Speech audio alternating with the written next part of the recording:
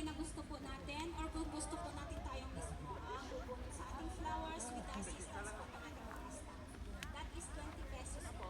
Pero kung gusto po natin isama si Bang, ibubugat po ng flowers, 50 pesos. Pero kung hindi po si Bang, 20 pesos per stop. Bayaran lang po natin dito sa cashier o pwede po tayo magbayad doon.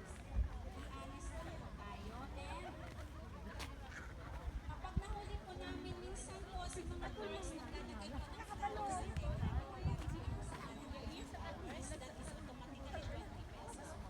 Kaya mas better po nila na yun lamang po. And then, yung ating canteen po ay nandun po. Ito po ang restroom. Ito si cashier. As of now, po ang ating canteen ay gayong Sa violet na flower, ma'am, naka-yellow. Mag-face mask lang, ma'am.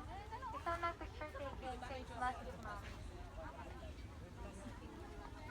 Face mask lang, sir.